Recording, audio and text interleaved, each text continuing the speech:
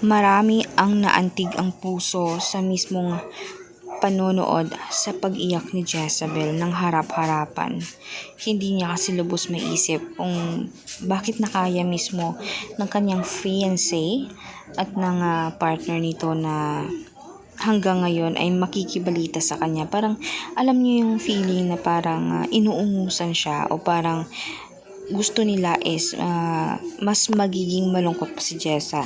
Yung mga balitang masasaya sa kanila ay makakaabot dapat kay Jessa. Dahil yun umano ang weakness ni Jessa, yung makakarinig siya ng mismong mga nag-enjoy umano ang ex-fiancé niya at yung kabit.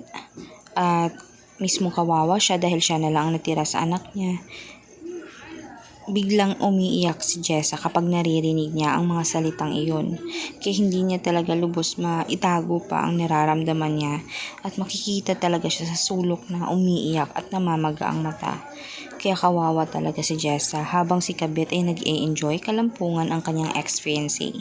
Gayon naman sabi naman mismo ng mga taong bayan o mga ng netizen ay mahal naman siya. Huwag siyang mag-alala, kundi dapat i-move on na lang niya ang sarili niya at pag-iisip niya kay Benny Lagata.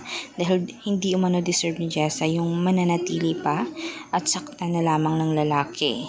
Kaya dapat ay mag-focus na lang sa anak niya. Agree ba kayo dito mga kanetizen? Kaya huwag kalimutan mag-subscribe. I-click na rin mismo ang notification bell para lagi kang updated sa ating future trending videos. Maraming salamat po.